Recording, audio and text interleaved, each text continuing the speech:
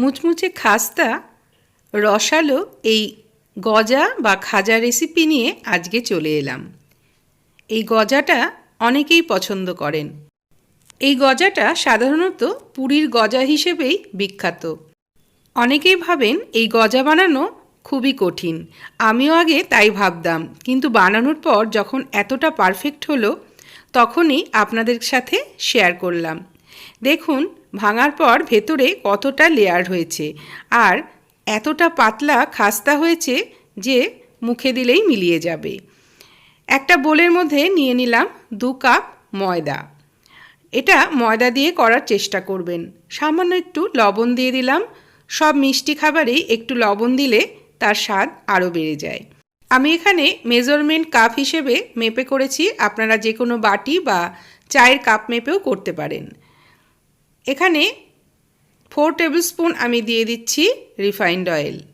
যে কোনো table spoon দিয়েও আপনারা এটা দিতে পারবেন। এবার হাত দিয়ে ভালো করে ডলে ডলে এই ময়ানটাকে সব জায়গায় সমানভাবে করতে হবে, তা না হলে কিন্তু গজার টেস্টটা ভালো হবে না। একটু সময় নিয়ে এটাকে ভালো করে ময়ান লাগিয়ে নিতে হবে। ময়ানটা খুব ভালো করে লাগানোর পর যখন এইভাবে একটা মুঠো তৈরি করা হবে, একটা শক্ত মুঠো তৈরি হবে, তাহলেই বোঝা যাবে যে এই ময়ানটা একদম পারফেক্ট হয়েছে। এবার অল্প অল্প করে জল দিয়ে আমি একটা ডো বানিয়ে নেব। পরোটার ময়দা বা লুচির ময়দা যেভাবে মাখা হয় ঠিক সেই রকমভাবেই ময়দাটা মেখে নেব। তারপরে পাটায় নিয়ে এটাকে বেশ কিছুক্ষণ 2-3 মিনিট ডলে ডলে ঠেসে নিতে হবে, যাতে ওপরটা বেশ স্মুথ হয়ে যায়। এবার ওপরে একটুখানি তেল মাখিয়ে রেস্টে রেখে দেবো 15 থেকে 20 মিনিট। তাহলে ময়দাটা খুব ভালোভাবে সেট হয়ে যাবে। আর অবশ্যই ঢাকা দিয়ে রাখতে হবে। গজার জন্য শিরা বা চাশনি তৈরি করে নেব। তার জন্য 1 কাপ চিনি দিয়ে দিলাম আর দিয়ে দেবো 1/2 কাপ জল। গ্যাসের ফ্লেমটা মিডিয়ামে রেখে ঘন ঘন নাড়তে হবে, তাহলেই চিনিটা গলে যাবে। চিনিটা গলে যাওয়ার পর 2-3 মিনিট মিডিয়াম টু লো ফ্লেমে নাড়াচাড়া করতে হবে। আর তারপরে একটুখানি হাতে নিয়ে দেখতে হবে যে রসটা একটু চটচটে ভাব হয়েছে কিনা, তাহলেই কিন্তু তৈরি হয়ে যাবে। খুব বেশি ঘন করার দরকার নেই। ঠান্ডা হয়ে যাওয়ার পর এই রসটা কিন্তু অনেক ঘন হয়ে যাবে। এবার দিয়ে দেব 1/2 টিস্পুন লেবুর রস বা ভিনিগার। এটা দেওয়ার একটাই কারণ, রসটা ঠান্ডা হয়ে যাওয়ার পর অনেক সময় দেখা যায় খুব ঘন হয়ে যায়, তখন এটা ক্রিস্টাল হয়ে যায় বা চিনিতে পরিণত হয়ে যায়। সেটা যাতে না হয় তার জন্য ঢাকা দিয়ে একপাশে রেখে দিচ্ছি। এদিকে 20 মিনিট হয়ে গেছে, ময়দাটা খুব ভালোভাবে সেট হয়ে গেছে। এবার আরও একবার ঠেসে নেব। ময়দাটা এবার ছুরি দিয়ে 2টো পার্টে মাঝখান দিয়ে কেটে নিচ্ছি। আপনারা হাত দিয়েও কেটে নিতে পারেন, তবে ছুরি দিয়ে কাটলে সমানভাবে ভাগটা হয়ে যাবে। একটা পার্ট নিয়ে নিলাম। এই পার্টটা থেকে এবার ছোট ছোট করে 5টা পার্টে কেটে নেব। আমার মতন একদম পারফেক্ট গজা তৈরি হবে যদি কয়েকটা টিপস আপনারা ফলো করে এই গজাটা তৈরি করেন। একটা ছোট বাটি নিয়ে নিয়েছি, এর মধ্যে 2 চামচ কর্নফ্লাওয়ার দিয়ে দিলাম আর দেব প্রয়োজন মতো ঘি। প্রথমে আমি 1 চামচ ঘি দিয়ে এটা মেশাচ্ছি, তারপরে প্রয়োজন হলে আরও একটু ঘি এতে অ্যাড করতে হবে। একটা ক্রিমের মতন পেস্ট তৈরি করতে হবে, আর এটাকে বলে সাটা। এই কর্নফ্লাওয়ারের বদলে আপনারা চালের গুঁড়ি নিতে পারেন, কিন্তু ময়দা দিয়ে করতে যাবেন না। ময়দা দিয়ে করলে কিন্তু এই রকম লেয়ার তৈরি হবে না। এই রকম একটা ক্রিম পেস্ট তৈরি করে নিলাম। বেশ কিছুক্ষণ নাড়লেই এটা তৈরি হয়ে যাবে।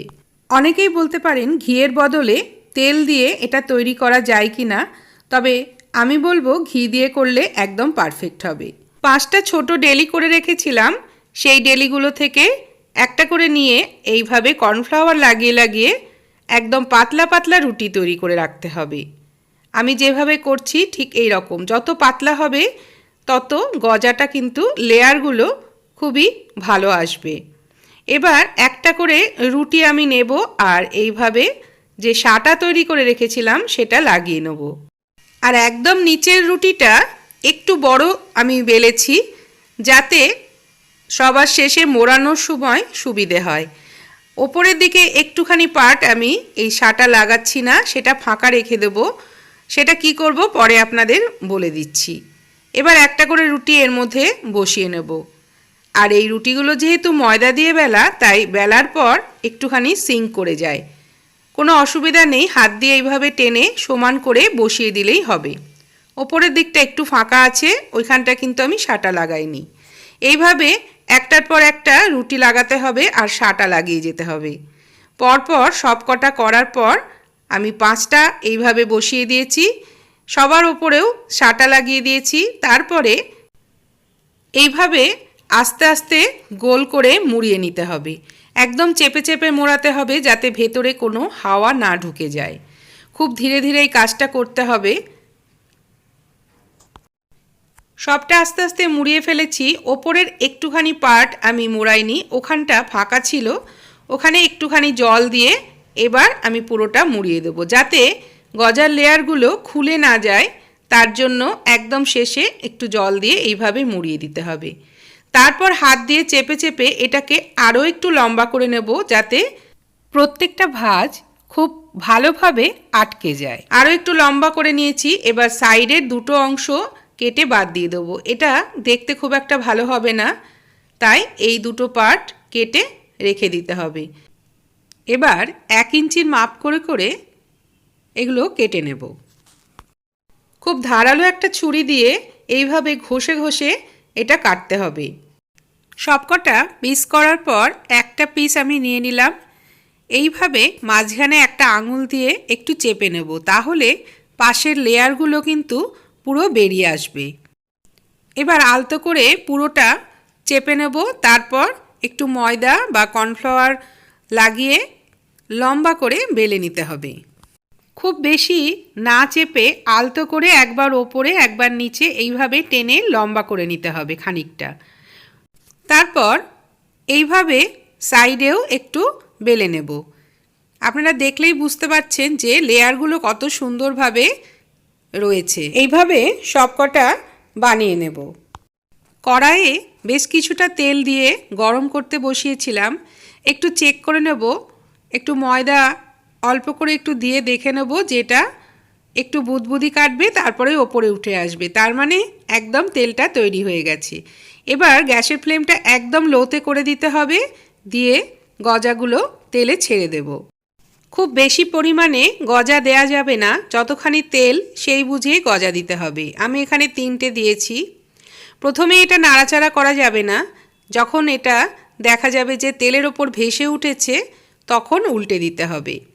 আর লেয়ারগুলো যাতে খুব ভালোভাবে খুলে যায় তার জন্য এই হাতা বা ঝাঁঝরি দিয়ে একটু আস্তে আস্তে ট্যাপ করে দিতে হবে।